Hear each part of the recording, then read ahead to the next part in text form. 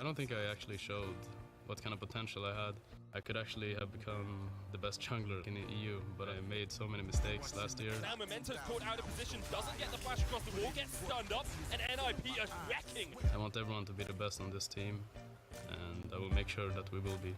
All of a sudden, Zach pulls in too. Indeed, he's going live. He can't save anyone's life, but the redemption's not going to do a thing. Blake shuffles him right back in. Wonder is way too late to this party, and it is a triple kill from Blake. I love the game, man.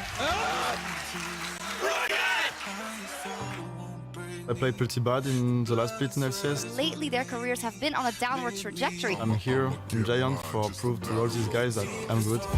Testing the Joker's waiting right there. That's going to be a death sentence for Totoro. We're coming in with 3 rookies. Our rookies are really hungry and they're looking to prove themselves. And I'm multing behind, I'm flanking. And I'm like, what are they doing? They can't do that, I will kill them all. And then my team come and I get the triple into quadra after.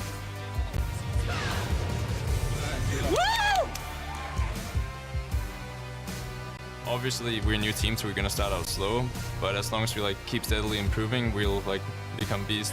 The Nexus is gonna boom, and H2K take the win! 1-8 turnaround! H2K pulled off a fantastic upset against Fnatic. We're coming in with a lot of motivation, with a lot of talent, and I don't see anyone stopping us. And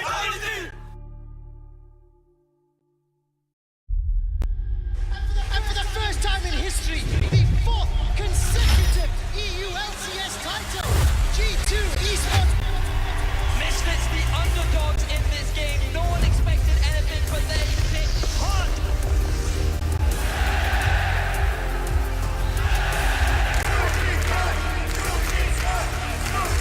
Jankos, the first Blood King! Let's make this a clean fight.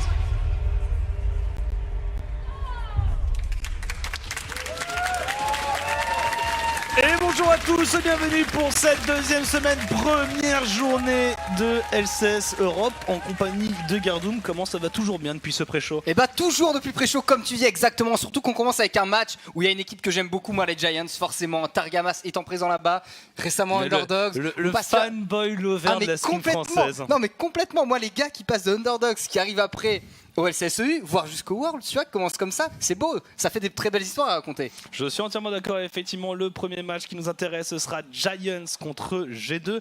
G2 qui a chuté, eh bien, c'était pas, je vais dire hier, mais plutôt la semaine dernière, avec des Giants qui se mettent tranquillement en place, avec la fameuse, alors, dual lane française, pas spécialement française, mais... francophone, quoi. Francophone. Bah, ce qu'on dit toujours pour les joueurs belges, français quand ils gagnent et belges quand ils perdent. Bah, on adapte en fait, hein, justement. C'est le côté un peu chauvin face évidemment aux rois de l'Europe, G2, qui ont perdu leur duo lane, du coup le temps de se remettre en place, etc. Je pense vraiment que la duo lane Giants a quelque chose à faire face à G2. Après, bon, il y a quand même toute l'expérience G2 qui va avoir beaucoup de valeur ici, je pense, dans ce genre de game. Mais c'est un match duquel j'attends beaucoup. G2, je les attendais à 2-0, ils sont à 1-1. Giants qui sont à 1-1, ça me surprend moins. Et du coup, finalement, même si je mettrais G2 gagnant, je dirais que c'est un 65-35. Très bien, moi je vais partir sur un 85-15, mais vous pouvez voter et effectivement dans le chat pour savoir qui va l'emporter entre ces deux équipes. Pour revenir un petit peu sur ce qui s'est passé dans la méta, on est resté assez conservateur finalement en Europe. On n'a pas immédiatement emboîté le pas aux équipes coréennes. On est resté dans des drafts très scaling. Beaucoup de wave clear et les équipes qui se sont essayées à jouer l'agression généralement ont rencontré un mur et n'ont pas réussi à mener leurs actions jusqu'au bout. Donc en fait il y a deux solutions. Soit on se dit bon, jouer la lane pressure ça ne marche pas, tout le monde on joue tous le scaling et on continue des games de 70 minutes, ou alors au bout d'un moment il y a une équipe qui se dit qu'ils sont assez forts pour venir de façon macro écraser une équipe avant qu'elle puisse jouer. Bah, c'est là où tu mets le doigt sur le point important, c'est être assez fort. C'est-à-dire que dans LoL actuellement, on est arrivé dans un jeu où les récompenses en jouant l'agression sont pas très élevées par rapport au risque qu'elle présente. Et du coup, pour jouer l'agression, il faut être vraiment largement supérieur à son adversaire. Là où on l'a vu de nombreuses fois en LCK cette semaine, pour le coup la semaine dernière, une équipe, même si elle fait des erreurs durant la game, même si elle joue pas très bien, si elle a du gros scaling, du gros wave clear, elle peut revenir. Sur une équipe qui a mené l'agression, qui a dominé toute la game, qui a tout fait, si en late game l'équipe meurt, 60 secondes de raise, c'est ingérable. Et du coup, il faut être bien meilleur que son adversaire pour gérer ça. Donc, j'espère qu'il y a des équipes qui vont s'orienter vers ce playstyle. C'est tellement risqué. Il y a de quoi faire. C'est-à-dire qu'on a vu on prend souvent la Corée en référence parce qu'on a déjà, surtout cette semaine, on a de la Corée tous les jours sauf lundi. Donc on a déjà un peu, d'une semaine à l'autre, des équipes qui sont adaptées un petit peu. Et ce qu'on a pu voir, au moins du côté des duelets, d'ailleurs tu parlais un peu de l'affrontement des duelets donc entre Yarnan Wadid et Steelback Targamas, et pour moi notamment l'équipe qui a mieux fait c'était Katie dans la Telecom War, la fameuse, l'AD Carry Spellbook. C'est l'AD Carry qui va mettre beaucoup de pression. Donc par exemple Sivir peut le faire avec un support qui push un peu. On a vu beaucoup de Sivir Spellbook. On a vu aussi Caitlyn Spellbook. Et donc de prendre une téléportation sur le premier back et de conserver le push. Et notamment la punition des Vayne. C'est-à-dire qu'une Vayne se punit au Spellbook en lui mettant la pression. Et après c'est que de la rotation, que du Spellbook. Donc des triples, quadra téléportation, plus des globaux avec des drafts très AD Carry. Voilà, Jace en pièce centrale de la top lane. Jace Caitlyn, notamment sur des doubles drafts comme ça, c'est quelque chose que l'on peut voir. Maintenant, est-ce qu'on a deux équipes qui sont capables de mettre en place ces stratégies? Du côté de Giants, je pense qu'on n'est pas encore assez propre en termes de macro game, en termes de rotation, de lane domination. Donc à mon avis, je vois bien des Giants sur ce match jouer plus du scaling, jouer des pics forts en lane, mais à scaling avec beaucoup de wave clear, notamment le Azir Sivir. Je pense que c'est la stratégie à observer de près. Et du côté de Giants, moi ma question, on a vu certaines équipes qui se cherchent en ce début de saison, qui testent des trucs et parfois des trucs un peu aberrants. La question c'est, est-ce que G2 est dans une optique où on veut sécuriser des points rapidement dans la saison pour se mettre à l'abri, ou alors au contraire c'est le début de saison, on en profite pour se trouver, pour se chercher? Il y a encore des équipes qui se cherchent. Bah, moi j'aimerais beaucoup que G2 parte plutôt sur une espèce de recherche justement face à des équipes qui ne sont pas dites pour être top classement. En théorie Giants, voilà, ça va être milieu de classement, ce qui est déjà pas mal en arrivant. Et j'aimerais bien que G2 face à ce genre d'équipe ose essayer des drafts très agressifs, des choses comme ça. On a vu hier notamment, c'était Africa Frix face au KSV, et les Frix avaient une draft globalement avec une Zoé. Une auto. C'est pas cette game là, justement, la game qu'ils ont gagnée. La game qu'ils ont gagnée qui était Poco. C'est la troisième game où a une auto. C'était insane. Enfin la deuxième à une auto, pardon, c'était la deuxième à une auto. Et après ils sont fait reverse. Et après voilà, ils sont fait sweep globalement avec un 30 minutes. Mais la première game, ils avaient une Zoé de Kuro qui était brillante. C'était Zoé Nidalee, et le combo Zoé Nidalee marche très bien parce que dès que la bulle touche, tu prends le Q-spell de Zoé, la Spear de Nidalee, t'as des combos comme ça, c'était full poke. Ça marchait super bien parce qu'ils avaient pas du tout de teamfight. Ils avaient un Gnar qui était full speed push avec Danseur Fantôme, BRK, BT, etc. Et ils voulaient pas jouer les fights, et c'était super intéressant parce que en termes de macro, du coup, ça forçait les KSV à jouer très safe. Donc il y a eu 4 morts dans la game. Et pourtant il y a eu des montants de dégâts astronomiques, et juste l'idée c'était pas de tuer les adversaires, c'était de casser pour qu'ils reculent et mettre la pression. Et du coup on commence à avoir des stratégies comme ça assez intéressantes. Là où les KSV habituellement, les anciens Samsung, on avait l'habitude qu'ils prennent la vision et juste ils arrivaient ensemble avec une très bonne macro. Là les Africa Frix sont pris sur la revers en mode on va vous poke tellement que vous allez laisser vos objectifs free. C'est quelque chose, mais après sur la première semaine de l'Europe, j'attendais beaucoup de Gangplank par exemple, j'attendais pas mal de choses, et finalement on s'est retrouvé à du full tank. Si on regarde les pics, par exemple pour Ruin, c'est Horn, Shogat sur la top lane, et c'est exactement la même pour Wunder. On a exactement les mêmes pics, pareil. On a Sejuani Jarvan, avec les Jarvan joués un peu tanky contre une double Sejuani. C'est du Azir, c'est du Rai sur la mid lane, c'est des AD carry assez safe avec du Tamkench en support. Donc en fait du côté de l'agressivité on y est, mais pas du tout. Il y a rien du tout, alors qu'on sait qu'on peut sortir des pics comme Lee Sin en jungle qui fonctionne à peu près en ce moment. Faut un joueur très talentueux. Faut des joueurs très talentueux, mais il y a même des combinaisons, toutes bêtes entre guillemets, hein, mais où tu as de la Camille top, Kha'Zix jungle et Shen support par exemple. Le Shen tu peux le flex très tôt, ça permet d'avoir comme beaucoup de possibilités à un draft, et tu peux en même temps mener l'agression comme ça, choper quelqu'un, le détruire, parce que tu as la combinaison ulti de Camille qui isole la cible, donc pour mettre des dégâts sur Kha'Zix.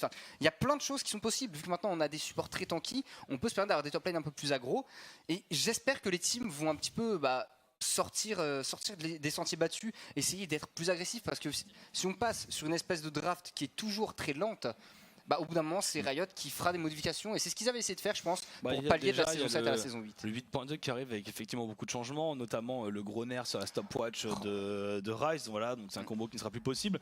Pendant que l'on passe dans la phase de draft, première game de la journée, Giants contre G2 avec Giants en blue side. Ban de Kalista assez classique dans ces conditions-là. Ouais, en face, les bans en théorie que tu as Red Side, ça va être typiquement Sejuani. Galio qu'on voit beaucoup, alors parce que Galio est un counter de Zoé. On l'a vu justement hier, ça marche très bien face à Zoé. Une fois qu'il n'y a pas Galio, bah t'es obligé de ban la Zoé où elle peut être pick facilement. Ça marche aussi contre les Malzahar, c'est un pick assez safe. Après, ce qu'on a pu voir sur certaines drafts qui avait Galio, c'est le manque de DPS. Parce que effectivement Galio manque un petit peu de dégâts. Ça va très bien. Bon, bah forcément Jarvan n'étant plus un must-have de la jungle. Il y a aussi des combos Galio-Jarvan qui à une époque était, tu pouvais pas les laisser, c'était aberrant de laisser Galio-Jarvan. Maintenant c'est quelque chose qu'on a pu voir un peu plus. Et gros focus sur la duo lane Yarnan ou Wadid. Donc le Kog, Kalista. Et il reste Azir par contre de dispo là. Côté Giants, on peut essayer de le laisser open pour l'offrir à Betsy.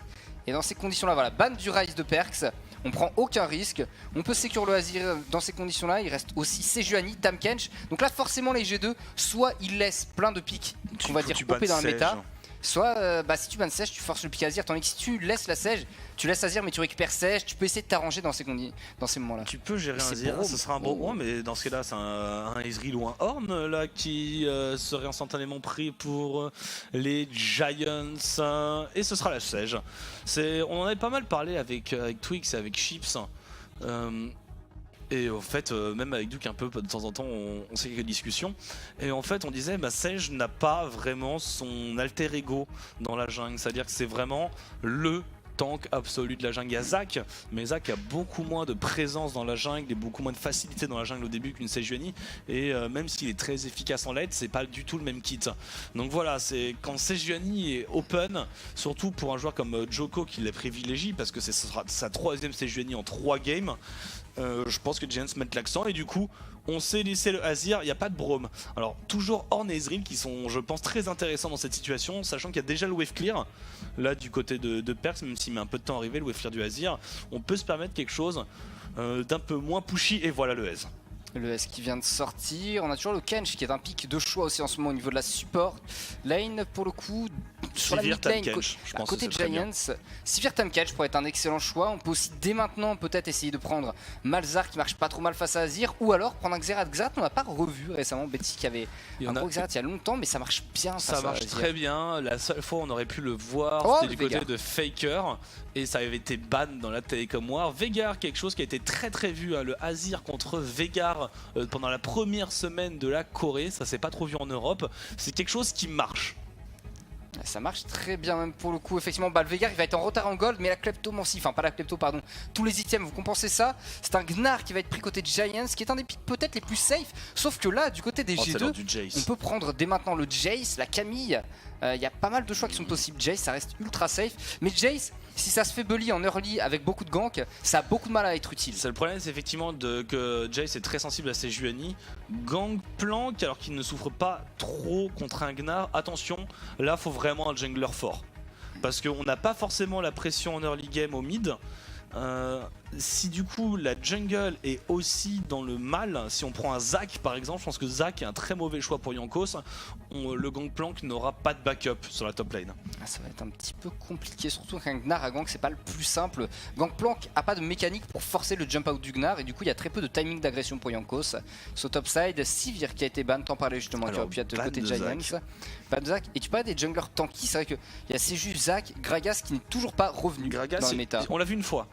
On l'a vu une fois, pareil, c'est pas le tank le plus résistant.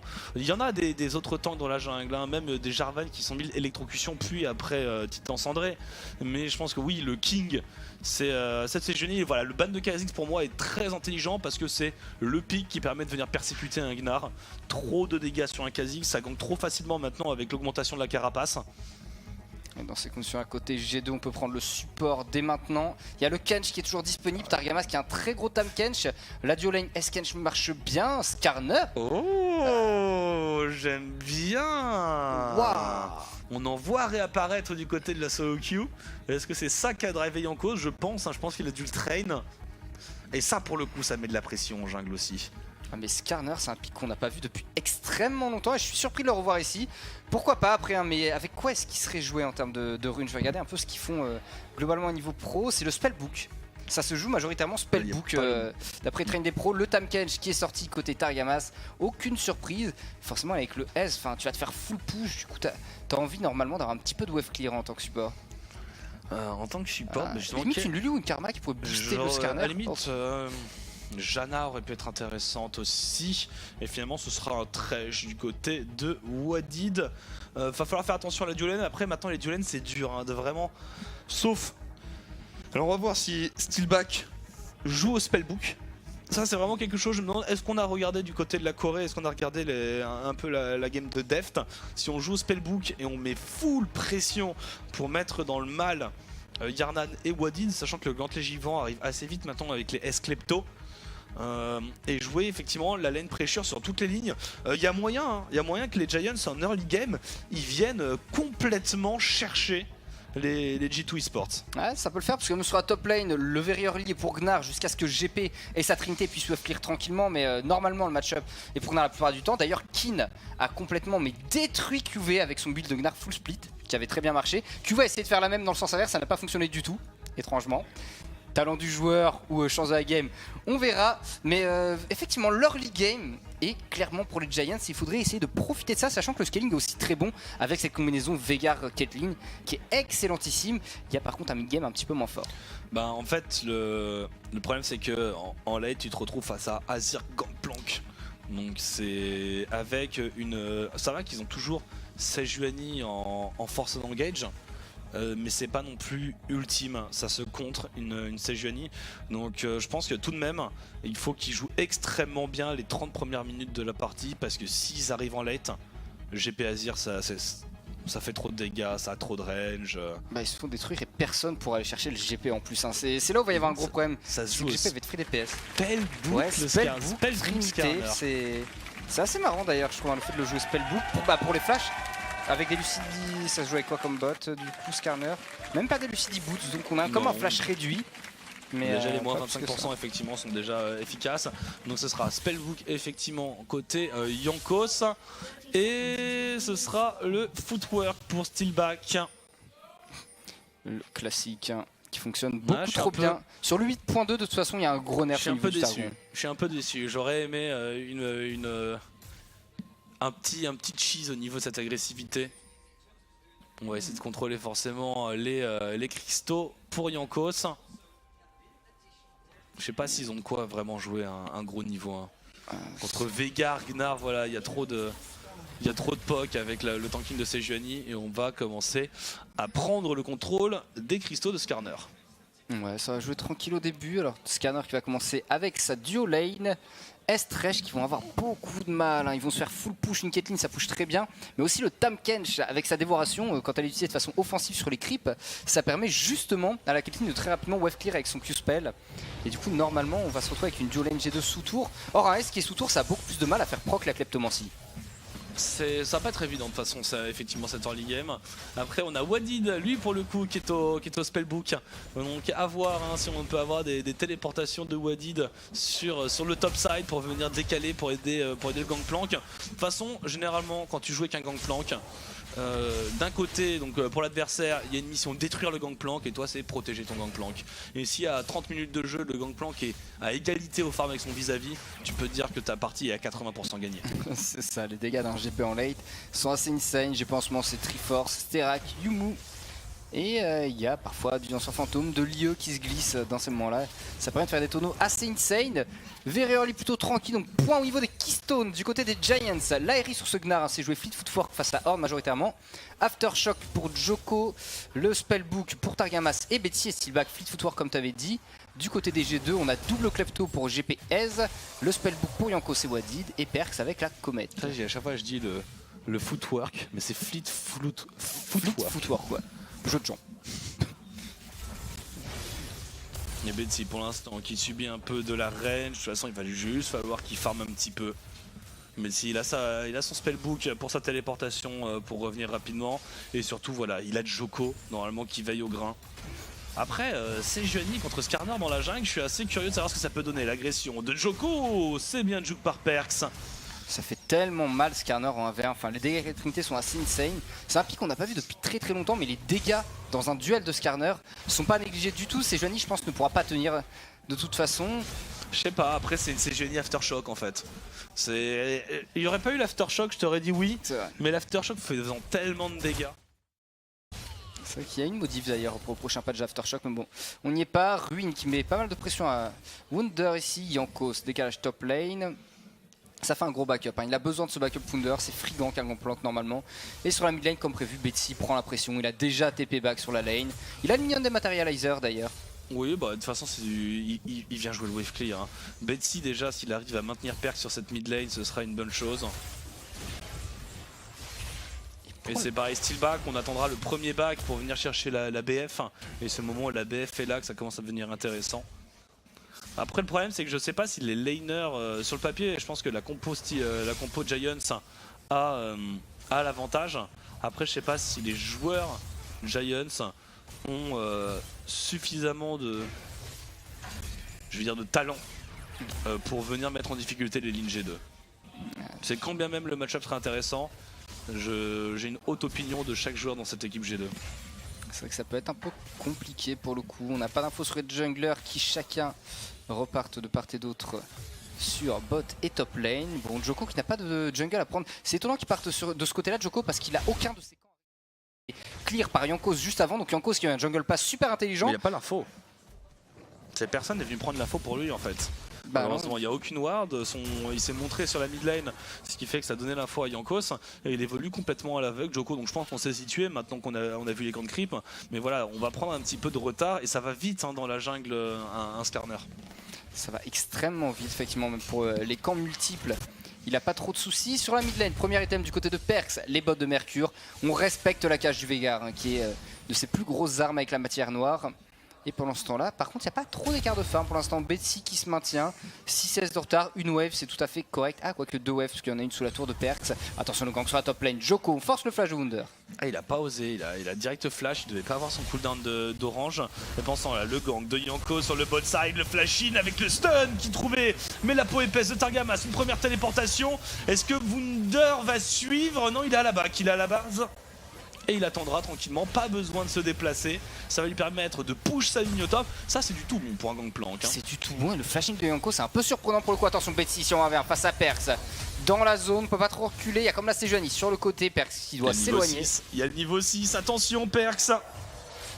Et il est déjà parti. Il est déjà parti. En fait, autant pour moi, il est déjà parti. Je vais voir, les dégâts n'ont pas été énormes. C'est normal, il n'y a pas eu de back, il y a un cristal de rubis. Ça a tellement pas fait de dégâts, je me suis dit, ah, il a mangé un Q-spell là? Non, pas du tout, c'est l'impact primordial. J'étais convaincu de la même chose, mais le flash de Yanko c'était étonnant sur Targamas par contre. Targamas c'était comme full life, on est sur un Tam Cage, il y a la peau épaisse qui l'a sauvé, il a même pas flash Targamas, c'était vraiment plein de confiance. Yanko, ça, ici, je sais pas, voulu montrer qu'il pouvait flash, mettre de la pression. Après, il a le spellbook. Alors, faut toujours penser que quelqu'un qui a le spellbook, en général, s'il flash, le flash adverse revient plus lentement, mais pas dans ce cas-là, parce que Targamas a aussi cette rune. Non, c'est vrai qu'il a aussi la rune. Non, je pense qu'il s'est dit qu'il y avait assez de burst, assez de DPS pour le tuer le temps du stun. Le problème, c'est qu'avec la peau épaisse, il a mis un shield à 3/4 vie. Et derrière, c'est sous la tour, c'est impossible de venir le récupérer. Mais bon, il en a pas besoin. Yankos, il va repartir farm sa jungle. Il sait que de toute façon, derrière, il a un back.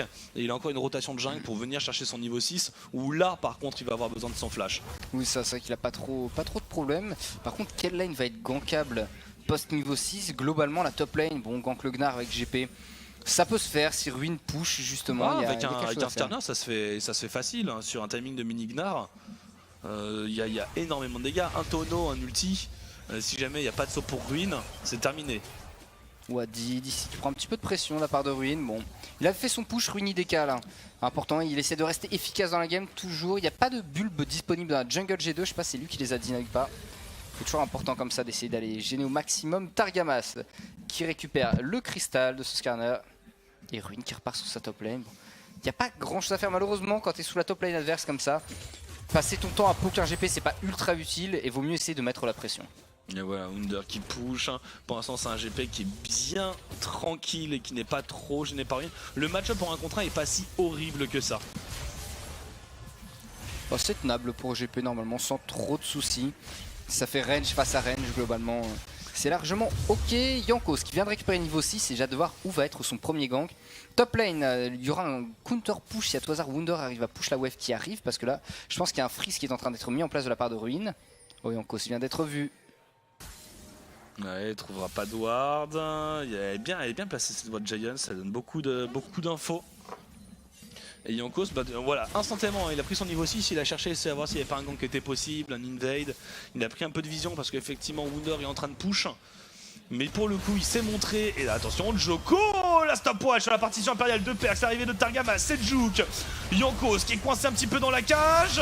Et il faut du renfort, un ulti qui a laissé de la part de Wunder. C'est un first blood récupéré directement par Yarnan ici. Jankos sous la stopwatch, l'ultimate qui a été utilisé. Jankos qui tombe sous les coups de Betsy, sous la matière noire. Est-ce qu'on peut continuer peut-être pour les Giants? Wadid qui récupère la salade. Oh, est-ce qu'il va tenter la peine capitale qui touche Yarnan qui est toujours en train de DPS sur Steelback? Ouais, il a tenté jusqu'au bout, Wadid, de bait pour son ADC et finalement c'est du 1 pour 1 dans cet affrontement. Ouais, avec un first blood pour un Ezreal, ce qui est très bon pour ce genre de pick qui a envie d'avoir un gros scaling. Là où en face, c'est un kill pour Betsy. Alors c'est très bien d'avoir des kills sur Veigar, mais il a besoin de tellement de temps pour scale que ça aura beaucoup moins d'impact. Donc on va revoir un petit peu l'agression.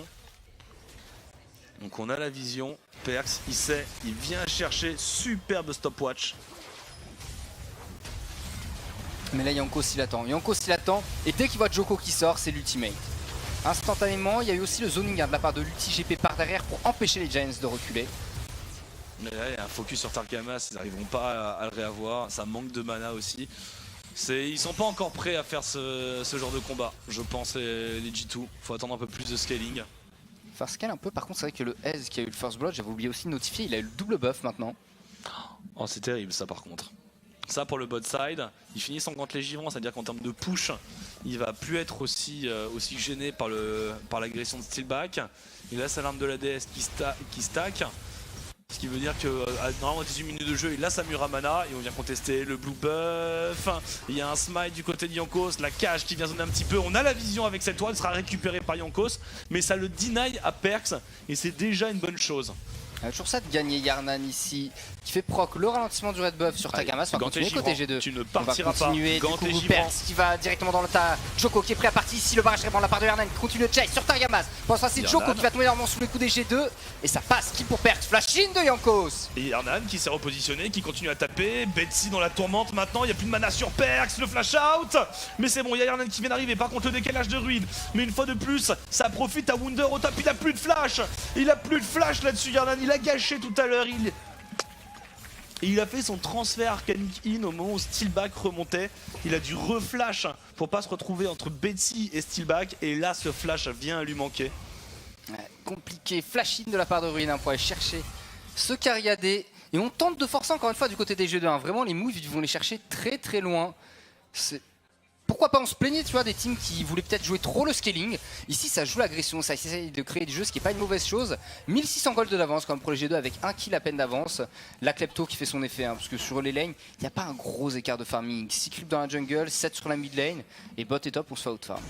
Ouais, non mais pour l'instant les G2 font un très bon début de partie avec une draft qui scale un petit peu mieux. On fait un rapide retour sur nous, voilà, histoire de régler un petit problème de clean feed, mais ne vous inquiétez pas, on est sur un temps calme. Et le truc c'est que voilà, Wunder il a pas eu besoin de décaler une seule fois, à chaque fois il regarde, il fait ouais, ça va, ils arrivent à gérer leur truc, et bien moi je farm, c'est ce qu'on demande, ce qu'on demande à un GP Klepto. C'est ça, et j'aime beaucoup en fait, moi c'est le fait que Yarnan ose aller prendre l'agression, alors peut-être un peu trop, on est d'accord, mais le fait qu'il utilise absolument son gantelet givrant au maximum. C'est pas il se dit j'ai un item et puis je vais jouer ultra safe. Faut faire attention, il y a eu des erreurs justement à trop aller chercher, mais au moins il a un petit power spike et il veut en profiter. Là, on a quelques petits ralentissements sur le clean feed, ça ne vient malheureusement pas de nous et on va attendre que ce soit réparé tranquillement. Le décalage de Perkz sur la top lane, il est vu par cette pink ward. Et on va retourner mid l'Abyssal en premier item du côté de Betsy. Un Abyssal qui va légèrement profiter à Joko, à Targamas. Puis, le but d'un Veigar de toute façon c'est de survivre tout leur early game et de scale tranquillement. Il y a Le Veigar c'est pas un pic pressé on va dire, mais en même temps ça peut créer des moves. On va voir le replay ici justement avec la téléportation qui est arrivée, Jankos qui tente de s'échapper. Est-ce qu'il peut s'enfuir Jankos ici à l'arrivée de Targamas sur le côté pour le ralentir? La peine capitale de Wadid qui ne touchera pas sur ce replay parce que ça c'est une move qu'on n'avait pas vu. Ah ok, dévoration, il va mourir Jankos là. Allez, le gank sur Perkz, il a une purge Perkz et ce sera pour se sortir d'un cage. Ouh, il évite la prison de glace, le dive sur Wunder. Et on en restera là, on dépouche à l'ulti pour éviter le dive du côté des Giants. Et pour l'instant, les stratégies Giants ne marchent pas, on n'arrive pas à mettre en difficulté G2. Le renfort de Wadid vient d'arriver, est-ce qu'on va pouvoir prendre la tour? Le tonneau sera clear, ça va être dur de s'approcher pour Wunder. Ça va être compliqué, il faut récupérer cette T1 tout de même pour les Giants parce qu'au bot il y a Yarnan qui est en train de taper cette tourelle et Yarnan par contre n'est pas inquiété, il n'y a pas de défense, c'est Yarnan à lui seul qui aura la first brick. C'est dur ça pour les Giants quand même, de mettre autant de ressources sur la top lane, de ne pas récupérer la première. Voilà, on va refaire encore un petit retour sur nous, on essaye de réparer ce clean feed. Le clean feed étant, je rappelle, Riot nous envoie un stream sans le son des commentateurs et juste le son du jeu. Et comme ça, nous, on peut commenter par-dessus. Il lagouille un peu aujourd'hui en espérant que ça reparte mieux. Et on entend d'ailleurs hein, le bruit du gangplank qui farm. Ça, c'est le bruit du gangplank qui arrive à maturité. C'est petit à petit, tu sais, qu'il va faire ultra mal. D'ailleurs, on arrive bientôt à 15 minutes de jeu, donc il y a une trinité qui va pas tarder du côté du gangplank. Il a toujours sa stopwatch. Attention, Yarnan ici en 1v1 face à Rune. Yarnan qui peut strictement rien faire. Il a grid après la T1 à ce point-là. Je pense qu'il a grid. Oh, c'est... Je pense qu'il a grid avec beaucoup trop de gold en main parce que voilà, il one-shot sa Manamune et que peut-être ça aurait réussi à faire la différence. Sachant que il y a un Black Cleaver tout de même pour Ruin. Faut pas sous-estimer les dégâts d'Agnar. Un Black Cleaver, je parlais de la trinité sur GPF, vient d'arriver en l'occurrence. Et là côté G2, d'ici 4-5 minutes, on aura un petit power spike intéressant qui va être évidemment bon Trinité GP, la Muramana de S qui sera stack. Et on aura peut-être le début d'un deuxième item pour Perkz qui est en train normalement de partir là sur sa Banshee. Item quasi obligatoire face à une compo Sejuani plus Veigar. Ouais, l'invade, Jankos, on récupère les cristaux, on farme les corbins. Il n'y a personne pour venir gêner Jankos. Hein. Ça sent que Joko n'a pas réussi à trop s'imposer au niveau de la jungle, au niveau des ganks. Je trouve que c'est contre Sejuani, effectivement, c'est un pick super malin, Skarner. Parce que dans une bataille de qui cherche le corps à corps le plus longtemps possible, je suis pas sûr qu'elle soit parfaitement gagnante. Non, après t'as pas l'engage à distance, mais t'as un pick-up qui est juste monstrueux. Et ça fait un nouveau pick-tank dans la jungle. Avec le spellbook et les moins 25% sur le flash, ça te permet de faire plus de moves, de faire plus d'engage. Ce que tu veux, c'est faire un peu de pick-up, ramener un joueur au milieu de la range du Azir et du Gangplank et juste bourrer tout ce qui est derrière, parce que c'est super dur. Hein. Je pense que pour engage les Giants, il faut qu'ils soient très malins. Il faut soit réussir un flanking de Gnar, soit que Joko soit excellent sur sa prison de glace. Sauf que derrière, la prison de glace max range, il faut tout de même la toucher. Ouais, ce qui est pas simple. Il y a aussi la cage de Veigar potentiellement pour zoner, ce qui peut orienter. C'est vrai que les Giants, c'est vrai qu'il y a la cage de Veigar, je l'ai oublié. Ils ont une compo engage qui est plus ou moins compliquée parce que la cage de Veigar n'a pas non plus une portée insane et puis ça s'active pas instantanément comme l'ancienne, mais ils ont une capacité de siège qui est énorme les Giants parce que globalement entre les trappes de Steelback et la cage de Betsy, bah, s'ils veulent prendre une tourelle, personne pourra les arrêter sous peine de se faire cesser. Perkz, la partition impériale, l'arrivée de Jankos, on va le ramener sous la tour, Perkz il va désengage, et on ramène cette Sejuani, le grab derrière sur le Tankage, par contre on tape tous les tanks qui touchent support, il y a Yarnan qui arrive dans la mêlée, qui commence à bourrer la peau épaisse de Targamas, qui lui permettra de survivre, mais ça ne suffira pas si. Ça suffira à Yarnan qui est forcé au flash out ici une fois encore. Yarnan il fait un dashing, il essaye de grid sur Targamas, ça passera pas même malgré le barrage térébrant. Et du coup une fois encore Yarnan est forcé au flash out. C'est à chaque fois dashing, flash out pour Yarnan. Et c'est peut-être jouer son aise un petit peu trop agressivement. C'est un peu agressif. Mais en fait il se fait toujours complètement punir par le Veigar. On ne respecte pas assez la cage de Betsy. Oh, Perkz, voilà, cette cage là, mais il y avait la purge du côté de Perkz, Ruin qui a essayé de venir, attention Ruin, il a son méga Gnar et c'est pour ça qu'on disait engage avec les lanternes du côté de Wadid. Et sauf que côté G2 là on n'a pas du tout de tourelle pour aller en backup, il y a une téléportation de la part de Ruin. Wunder arrive cette fois-ci, ils vont avoir besoin de lui, est-ce qu'il a un ulti Wunder? Non, il a déjà utilisé, il y a des barils qui sont en train de mis en place, est-ce qu'on peut aider au disengage? Ça commence à poke, Perkz qui réavance. Côté Giants, on est bien placé pour reculer si nécessaire. Steelback qui est encore full life, qui tente de mettre quelques auto-attaques et on recule. On reste sur un statu quo. Chacune des teams respecte trop l'adversaire pour tenter un fight et prendre des risques, sachant qu'il y a un héros de la faille ici qui serait à récupérer. Peut-être une team top aussi pour les G2. On va préférer jouer la défense. Le prochain match, Splyce contre Roccat. On va voir ce que ça donne, sachant que du côté du support de Splyce, on est toujours un petit peu malade. C'est compliqué hein, dans ces moments-là. Mais bon, face à Roccat, ils ont quand même, je pense, des armes à faire valoir. Après, je pense qu'ils vont les massacrer, même avec ou sans bot lane. Moi qui ai été très tempéré pour le coup. Mais effectivement, il y a de grandes chances que Splyce domine complètement. Au niveau de la mid lane, il y a le back de Wunder qui a maintenant son point de Joring Mastag. Bon, on se dirige doucement mais sûrement vers le Sterak. Là où Ruin est en train de faire un Randuin dès maintenant. Randuin Thornmail. Le Randuin sera utile très tard hein, face à Wunder. Et attention, flash out là de la part de Perkz. Ouais, il a vu Joko arriver. On a eu l'information par la ward un petit peu avancée. Et on n'aura pas pris le risque, on n'avait pas la purge. Et de toute façon, voilà, c'est un Azir qui doit farm encore. Il a que sa dent de Nashor. Et Jankos qui est obligé de venir faire un peu de backup. C'est là où tu vois qu'un Veigar c'est assez monstrueux parce qu'il a qu'un abyssal, donc ce qui n'est pas un item très agressif. Chapitre perdu, tome d'amplification, normalement t'as pas énormément de dégâts, mais voilà, c'est Veigar, une cage déjà, c'est un CC beaucoup trop long pour être ignoré. Au niveau des dégâts, évidemment, Yarnan avec son aise, hein, quasiment 12 000 dégâts. Bon, au moins on va dire que le fait de jouer très agressif et de burn des flashs n'est pas là pour rien. Non, mais il fait son DPS, hein. Il arrive à survivre, bon, il se met en dégâts. Il arrive à survivre, il a 1-2. Mais il a peut-être le transfert arcanique in un peu trop rapide. En fait, je pense qu'on surestime un petit peu le DPS à chaque fois. Et on se dit que l'on peut finir l'adversaire et que finalement on n'a pas la vision, on n'a pas de la vision assez en profondeur, on se fait toujours surprendre. Le flash in Joko, il n'y a plus de flash, il n'y a plus de purge. Ça va être compliqué pour Perkz cette fois-ci et un impact primordial pour Betsy. Celui-ci fait des dégâts corrects finalement. Aucune surprise, le 1v1 Ruin face à Wunder. C'est compliqué, on a un GP là qui commence à faire mal. Et puis s'il y a des creeps, si GP peut courir autour de ces creeps, eh bien les Q-spells de Gnar peuvent ne pas toucher simplement et s'arrêter dessus. La tour qui est récupérée, le coup de langue de Targamas qui touchera pas. Et côté G2, c'est une nouvelle tourelle qui est en poche avec 3000 golds. On avait dit s'il y a un Gangplank et à égalité aux farms avec son vis-à-vis à 20 minutes de jeu, c'est dur. On y est, 20 minutes de jeu, on a 10 CS de plus. On revoit le move là sur Perkz. À force de venir, un Perkz avait claqué le flash déjà, il avait claqué aussi la purge. Rien à faire dans ces moments-là. Et c'est ce qu'on attend du Sejuani Veigar. C'est assez de CC pour bloquer l'adversaire. La Muramana de Yarnan qui est terminée. La Berka, il a directement pris Arc le Court et Bilgewater, Cutlass. Pas de soucis. Dès qu'il y aura le Sterak sur GP, côté G2, on va avoir un power spike assez insane. Ça devrait arriver en même temps que la Banshee de Perkz. Il est complètement vu Wadid. Vu par cette fois, il n'a pas eu l'info. C'est pareil, il va retourner voilà, avec son ADC. Mais ils sont toujours bloqués, les Giants. Ils font du surplace avec leur composition d'équipe. Le moment où un tonneau va pop sous les pieds de Betsy, ça va être dramatique. Ouais, c'est compliqué pour un Veigar, la tankiness c'est assez limité. Après on l'avait dit à côté de Giants, normalement il y avait un early game qui est très fort, qui finalement n'a pas été dominé sur aucune lane. Bah c'est surtout la duo lane, hein, Steelback et Targamas qui n'ont pas réussi à prendre le meilleur sur Yarnan et Wadid. Et puis à partir de là, mid-game, bah, le mid-game faible, on le voit maintenant. Le problème c'est de réussir à aller jusqu'en late. Et encore en late, GP Azir, bon. Il y a encore du temps, c'est-à-dire que là, on n'est même pas encore à des objets sur Azir. Gangplank a tout juste son Sterak, donc on n'a pas encore le stuff opti.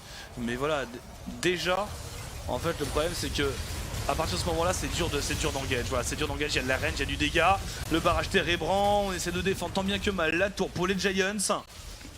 Et côté Yankos, on attendait patiemment d'ailleurs au niveau des Corbins. Derrière, au cas où un flash-in était possible. Tu parlais d'un tonneau sous les pieds de Betty, on a eu un, il lui a fait perdre 40-45% de HP. Ça commence à faire très mal GP, hein, forcément avec les on-hit qui proc dessus. Premier dragon de la game, dragon des montagnes qui va être récupéré. Il y a eu le dragon il y a eu un dragon des vents, autant pour moi. Ouais, qui a été fait. Et on prend la position. On est trop low life du côté des Giants pour essayer d'avancer, pour essayer de contester. Ce sera effectivement le deuxième dragon. On va peut-être récupérer le Carapateur. Non, on veut fight. On veut fight. Attention, Yarnan. Cette fois-ci, c'est out le transfert arcanique. On vient récupérer peut-être Targamas. Non, il arrivera à sauver Joko. Compliqué, Ruin là qui va bientôt passer en Mega Gnar. Ruin, oh il est un peu loin justement l'ultimate sur Yarnan, c'est compliqué, qui viendra faire un Arcane Shift out ici, la cage de Betsy pour le backup et réussir à s'échapper, mais Ruin il va se faire chase. Perkz dans le 2 contre 1, Perkz dans le 3 contre 1, qui se fait agresser, loin derrière les troupes, mais c'est pas grave, ça laisse le temps de venir terminer Joko sur cette action. Et Targamas qui tombe aussi dans les mains des G2. Enfin Joko, Targamas pardon. C'est un 2 pour 1 actuellement pour les G2. Oh, Perkz il s'est chauffé à partir tout seul en 1v3 pour essayer d'aller terminer le jungler. Ça passe pour Perkz. La Banshee qui est disponible, Morello Numicon en poche. Dans les mains de Betsy, on n'a toujours pas d'IE pour Steelback. Ça fait une Caitlyn qui dans les teamfights, là où un Ez au minimum va te ralentir, et avec la Muramana quand les joueurs mettent quand même pas mal de dégâts, bon la Caitlyn, à moins qu'elle mette un gros crit, globalement, c'est des dégâts qui sont quasiment négligeables à ce moment de la game. Un Carapator récupéré par Jankos. Ça va être le moment où on va pouvoir commencer à tourner un petit peu autour du Baron. On blinde de résistance, finalement c'était Banshee le deuxième objet pour Perkz. Alors on a vu des Veigar proto-belt justement dans cet intérêt là. Ouais. Dans l'intérêt de Wayflare bien sûr, d'un peu de dégâts, mais aussi de venir proc ce Banshee pour venir mettre un énorme combo derrière. C'est toujours assez intéressant pour le coup et il y a des choix comme ça. Là on revoit le fight avec Djoko qui se fait sauver par Targamas en premier lieu. Et là côté Giants, au lieu d'essayer de disengage, il y a Ruin. Alors Ruin qui fait son jump, c'est raté puisque Wunder s'échappe. Il y a un engage en attendant, il y a un engage sur Yarnan. Transfert arcanique heal, ça ne suffira pas, il faut disengage. Il faut disengage pour les G2. Djoko qui continue. Attention au potentiel Nashor derrière, même si ça paraît compliqué. Djoko qui veut réengage sur Betsy. Il faut pas fight maintenant, on n'a pas le aise, ça manque de dégâts. Meanwhile, mid lane, il y a Perkz qui prend la tourelle. Pas de soucis côté G2, on focus les objectifs. 4000 gold d'avance maintenant pour cette équipe. Bon, on va essayer de forcer le baron du côté des Giants. Je pense pas qu'ils puissent. Ils sont tous là, il y a un ulti pour Wunder. Et ils sont pas deny le bulbe avant en plus, ça c'est surprenant. Il n'y a pas Ruin dans le coin, il y a beaucoup de range. La cage dans la Banshee de Perkz, Perkz qui est derrière, à DPS, personne n'est là pour focus Perkz, donc il y a un peu de dégâts. Ruin qui va arriver peut-être avec un ulti, un premier mort, c'est Wadid qui tombe. Alors Ruin directement qui ramène Jankos dans la mêlée, Jankos qui va tomber, double kill pour Ruin justement, et là on peut peut-être essayer de forcer un objectif du côté des Giants. Il y a au moins cette tourelle mid peut-être. Non, ils sont trop low pour défendre. Ils sont trop low et il y a toujours les DPS qui sont vivants. Le barrage cérébrant pour interrompre les téléportations. Bon, ça fera un troisième kill puisque Yarnan était tombé tout à l'heure, on l'a vu dans la jungle. On vient de récupérer 2 kills en plus pour les Giants. On essaye de gratter les adversaires comme ça, il faut, parce que là on a quand même un Veigar qui a 4-0-2, une Caitlyn 0-0-6. C'est des pics qui vont commencer à faire très mal. Ouais, non, ça va faire mal, hein, mais ça fera toujours moins mal, je pense, que le scaling de l'équipe en face. Et on n'arrive pas à prendre d'objectif, c'est surtout ça. On prend quelques kills, mais derrière, on peut pas concrétiser, parce que même les kills qu'on prend, on sort assez low life.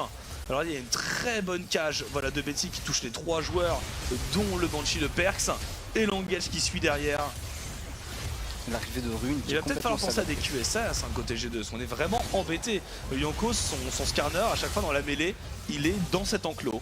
Voilà, il fait des allers-retours entre les 4 murs, les 4 piliers de la cage de Veigar.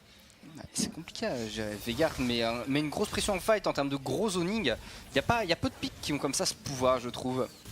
Et la cage revient régulièrement, en plus avec le Morello Numicon. Il a tout ce qu'il faut, il a toujours sa stopwatch disponible, il n'a pas été inquiété une seule fois. Et la cage c'est 14 secondes de CD au level max, moins les 45% potentiels, ça devient difficile à gérer.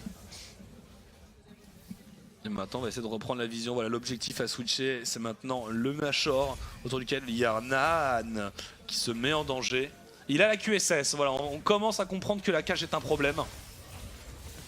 Il n'y a pas que la QSS, on a Iron Solari qui est en cours du côté de Jankos, Wadid qui part sur un vœu de chevalier. On va absolument faire survivre les carries. Si à tout hasard un impact primordial de Betsy tombe, Djoko qui est un petit peu esselé là, il va falloir reculer avec les copains.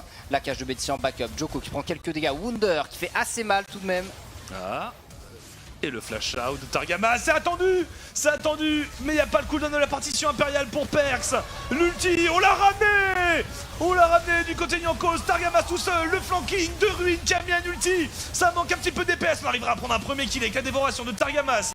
C'est Jankos qui vient de tomber, il faut partir pour les Giants. Oh, Steelback qui a été free DPS dans ce fight, pareil pour Betsy. Il faut pas ignorer les carries des Giants, ça fait beaucoup de dégâts tout de même. Mais Targamas qui est parti, j'ai cru se sacrifier pour sauver Djoko. C'est un très très gros boulot Targamas dans cette game.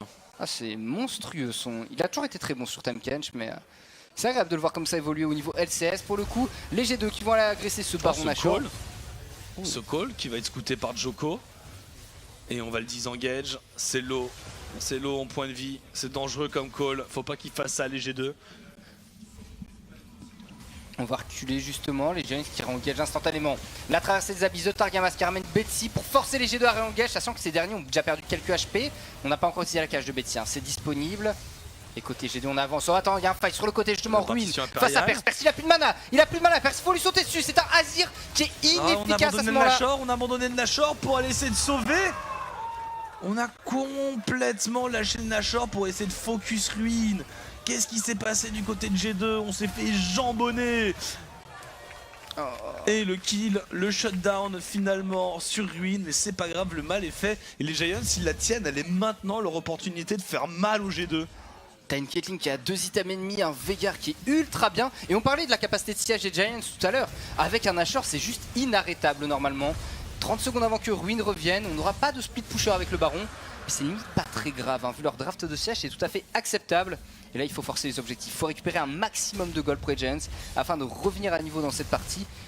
Et là, donc là, Djoko, enfin Targamas qui vient de sauver Djoko, qui était parti jusqu'à Senward à la base en plus.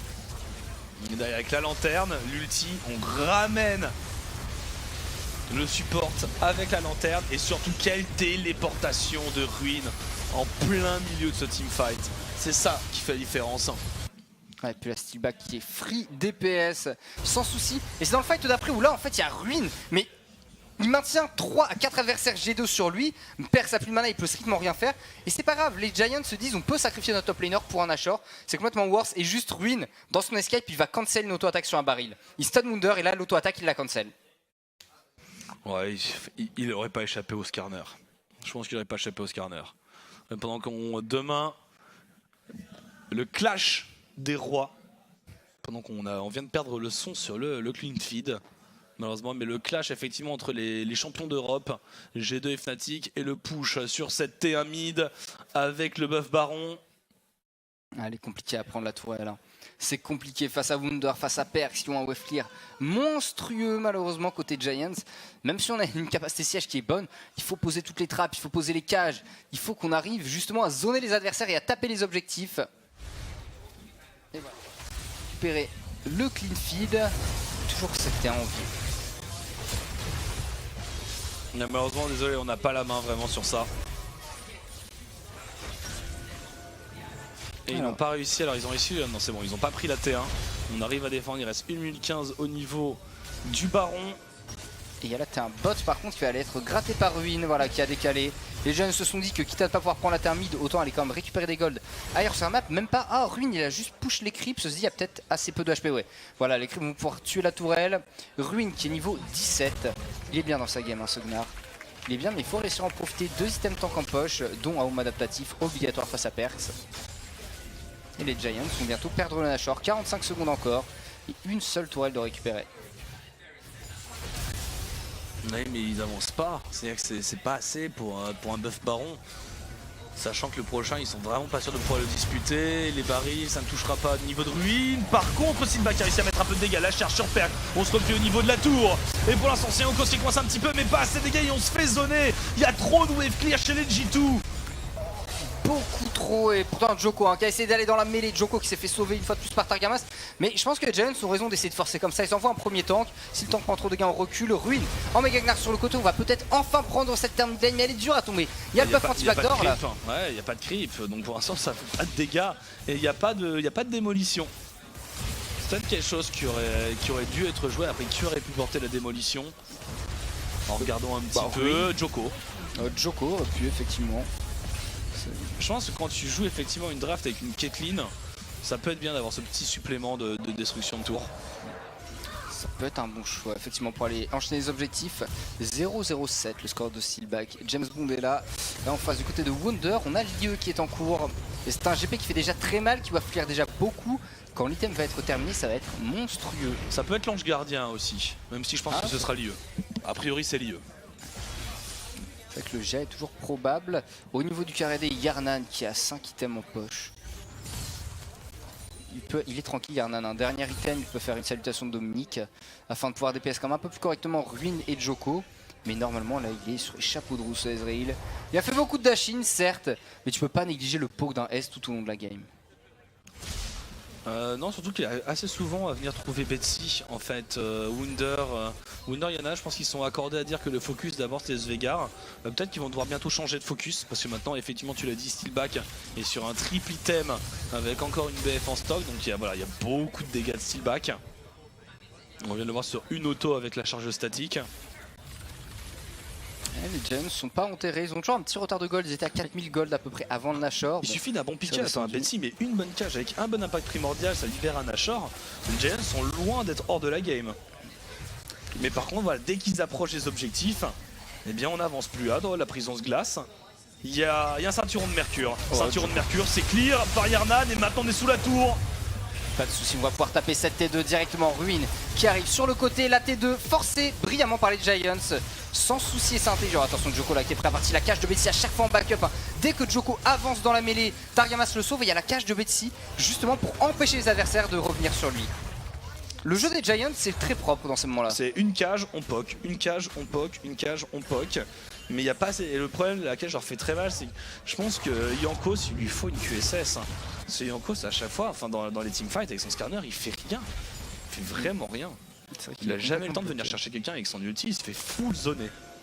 Ah, il aurait pas le choix limite, c'est de faire flash in ulti et lanterne out comme tout à l'heure on a vu, hein, mais ça limite quand même les possibilités à avoir le flash, à ce que les adversaires soient bien placés. C'est pas. Puis il faut passer, hein, même, faut pouvoir revenir, faut pouvoir la mettre, le mettre cette ulti, parce que bon, avec tout le pic qu'il y a autour de Betsy Steelback, pour l'instant il arrive même pas à venir les chercher.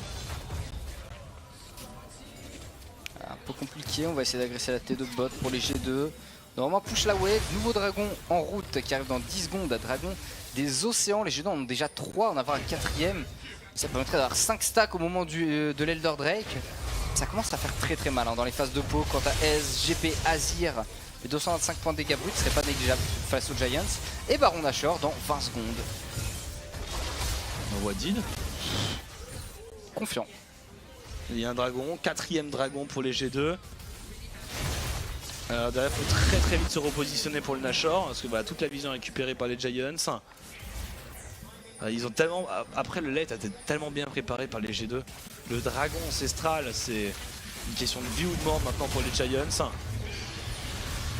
C'est toujours gênant, on peut Jankos une fois encore parler. Il n'y a pas la QSS, il y a la lanterne, on récupère Targamas par contre, l'arrivée de Djoko sur le côté, mais ils sont bien positionnés les G2, la partition impériale dans un couloir. Jankos, le G qui va essayer de survivre, Wadid en plein milieu, et quel ulti de Ruine qui vient détruire les G2. On va pouvoir push sur la mid lane. Oh, double kill de Steelback, si les G2 qui ont pensé remporter ce fight avec justement comme tu disais cette partition impériale, mais c'était les deux tanks des Giants, les deux tanks qui étaient complètement pas inquiétés. Ça part bien mais on reste trop paquet, et derrière c'est Ruine qui arrive pour faire le boulot. Ah, Steelback était free DPS, hein. Il a juste eu à traverser l'ulti de GP. Pour une Caitlyn à ce moment de la partie, 3 items ennemis, tu peux pas te permettre de la laisser comme ça. Ça va être l'inhibiteur top qui va tomber et normalement le Baron Nashor juste après en faveur des Giants qui viennent de nous faire une très bonne phase de jeu. Et les deux carries sont morts 0 fois. Le placement est très bon, il n'y a personne chez les G2 qui peut aller chercher. Chez les G2 on a de la range, c'est bien, mais Jankos peut pas s'avancer vers eux parce qu'il y a la cage. Et il n'y a aucun assassin, rien du tout. Il faut d'abord passer la frontline Giants. Et il y a l'inhibiteur au top qui tombe, au mid, la tour qui tombe. Est-ce qu'on a le temps de repartir sur Nashor? On ne pourra pas par contre. On ne pourra pas, donc est-ce que les G2 vont essayer de compenser immédiatement? On commence à prendre un peu de retard. Les G2 menacés, les G2 qui n'arrivent pas à gagner un teamfight. Et c'est vraiment Ruine, il met de ses ultis. Elle arrive à trouver les bons fights, justement les bons engages. Il y a un bon positionnement, Betsy ici qui va zoner la team adverse, Ruine qui revient avec une Giant Belt. Ok, il faut patienter, hein. Il faut empêcher les G2 d'approcher le Nashor. Et pendant ce temps-là, juste laisser à chacun des Giants le temps d'aller acheter un petit peu de stuff. Parce que je pense que Steelback a pas mal de gold là. Il a de quoi faire beaucoup plus de dégâts au prochain fight. Et là, regardez, Jankos peut strictement rien faire. Il est sauvé par Wadid. Mais il emmène qui? Targamas. C'est pas grave. On a les deux tanks des Giants qui peuvent tout simplement rush dans la mêlée. Et Steelback. Steelback là, il est free DPS. Il a rien d'autre à faire. Et comme tu l'as dit, Ruine qui vient dans le fight et qui met un ultime brillant. Chaque fois c'est la même. Alors désolé, effectivement les clean feed ont des problèmes de son qui sont indépendants de nous et donc en attendant eh bien on finira cette game sans le son et on verra comment régler ça à la pause. Oh, l'engage ici Djoko directement à la prison de glace. C'est sur Jankos cependant, il y avait une lanterne. Plus d'ulti de Sejuani dans ces moments-là, c'est pas ouf. Ruine avec le Mega Ignite qui va bientôt disparaître. C'est un mauvais timing là pour Giants, il faut être patient. Ouais, après ils ont la pression, ils ont la pression du topside. Perkz peut pas vraiment venir pour décaler. On n'a pas de tour pour l'inhibiteur sur la mid lane. Par contre, on va bientôt avoir Nashor, Dragon Ancestral. En fait, il faut absolument que les Giants gardent la pression, gardent le map control et ne laissent pas les G2 setup les objectifs. On y va à 2 avec la traversée des abysses. Oui, il va falloir reculer par contre côté Giants. Les G2 ne sont pas dupes ici. Il faut absolument faire un gros zoning, laquage de la part de Betsy. Steelback qui tape tant bien que mal avec Targamas sur le côté. Ils n'ont pas l'info. Derrière le Gangplank qui vient prendre la vision. Est-ce qu'on va devoir l'abandonner? Non, c'est bon, sera sécurisé. Le smite de Jankos n'était pas en position. Jankos, à moins de faire un flash-in suicide, il peut pas récupérer, il peut pas contester, il peut pas entrer dans le pit du Nashor. Il y a trop de contrôle. C'est bien joué de la part des Giants quand même. La bot lane qui part au Nash à 2, traversée des abysses. C'est vrai qu'on les voit souvent utiliser de façon agressive, les traversées des abysses. Là, bah, ça a été utilisé de façon stratégique. C'est vous zonez à 3, on va prendre l'objectif, ils n'ont pas l'information. Ça joue super bien, c'est lucide chez Giants, on prend chaque opportunité. Les teamfights sont bien joués, les flankings sont bien réalisés, parce que la compo est dure à jouer et ils s'en sortent comme des chefs. Et les G2, eh bien, dans la lutte la plus totale. Après, je me permettrai pas de dire que ça vient de Gamers Origin un peu, Targamas, je retrouve le même style de jeu, mais bon, presque. C'est toujours l'espèce d'héritage, on va dire. On a le Rabadon en tout cas du côté de Betsy, Steelback qui a une BT maintenant, donc on a beaucoup de lifesteal sur ce carry AD qui était free au niveau des dégâts. Et là côté G2, le problème c'est venir chercher 2 carries qui sont long range. Il n'y a rien. Il n'y a strictement rien pour ça et voilà, on est parti maintenant en zoning, en siège pour les Giants. Le choix du Skarner pour tenir leur lit est bon. Mais après, dans les teamfights, Jankos, il fait rien. Il fait rien du tout. Alors, Ruin. C'est compliqué de venir chercher un tank à l'ulti-flash lanterne. Et c'est sur un tank qu'on vient de tout mettre sur Djoko qui derrière se fait complètement sauver par Targamas. On n'y arrive pas au niveau du focus pour les G2. Combien de fois on l'a vu cette action? Et le coach Giants qui jubile face à cette victoire. Très belle game des Giants, hein. Ça a été super bien géré. À chaque fois les G2 ils peuvent taper qui? Djoko, Targamas, les deux qui ignorent complètement les dégâts. Ruin qui a fait une superbe game. Pareil du côté de Betsy et de Steelback qui n'ont pas été inquiétés à un seul moment. Les G2 s'inclinent face aux Giants qui mènent donc maintenant 2-1. Mais oui, et 1-2 pour les G2.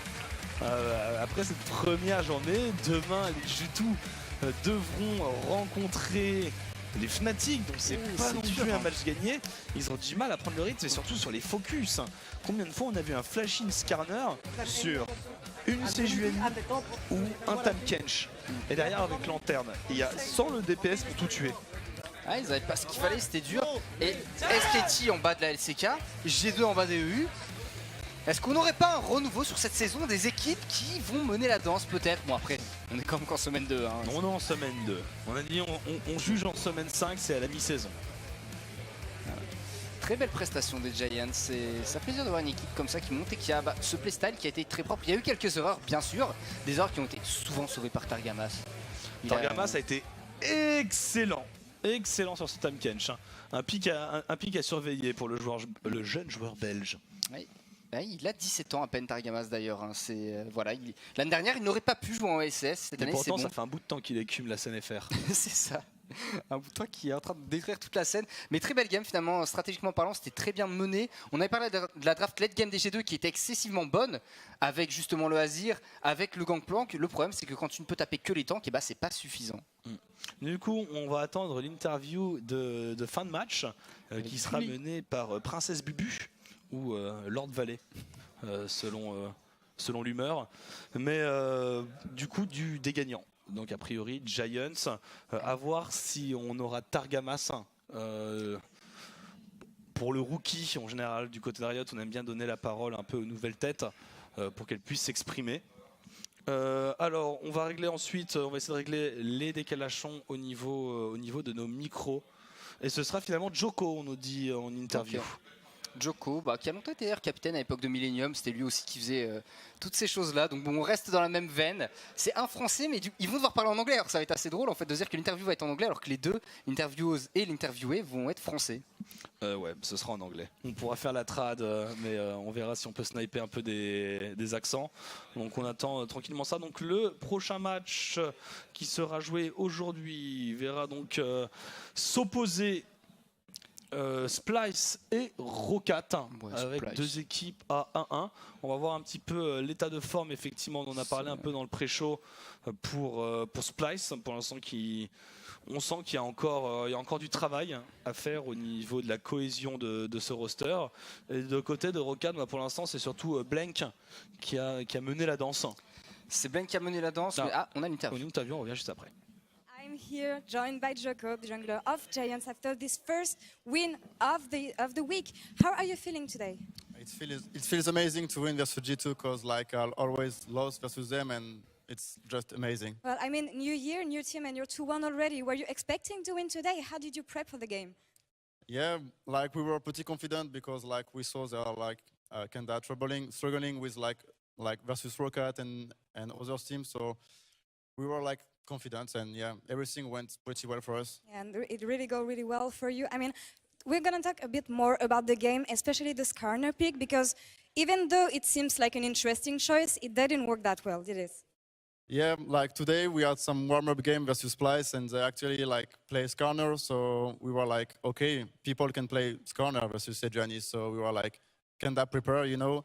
And yeah, we were used, you know, to play versus Skarner, so yeah, I think it's good pick, but didn't go well for them. Well, I said it before, but it's a really promising start for Giant this year after the kind of a slump you had last year. How do you feel about this split, and what are your expectations with Giants? Yeah, after this game, we can see that like we are pretty like coordinated in team fight. Like we are actually more like really good in team fight. We speak a lot, and I think we can do pretty good because we like confident, you know, to each other. We trust each other, and we trust our coach, and it's like based on like good atmosphere in the gaming house. So yeah, I think we can go. Like we can do pretty good this split. And we'll see how it goes from there. And that's all for us on this side of the stage. We're going to take a quick break, and right after we'll come back with Roccat versus Splyce. Don't go anywhere. De retour après cette interview de Joko, donc Laure qui demandait déjà comment il se sentait, est-ce qu'il était content, oui forcément, qu'il s'était bien préparé, qu'il venait d'affronter Splyce en fait pour un entraînement et qu'ils avaient joué Sejuani, que Splyce avait répondu que du Skarner, donc ils étaient préparés à effectivement recevoir ce Skarner, et avec ce Vega je pense que ça a extrêmement bien marché, voilà, que les joueurs se font tous confiance, qu'ils travaillent bien ensemble, qu'ils ont confiance dans leur coaching staff et donc ils sont confiants sur leur force en ce début de saison. On va aussi passer à une petite page de pub et on revient juste après pour le prochain match, à savoir Splyce contre Roccat. À tout de suite sur Gaming TV.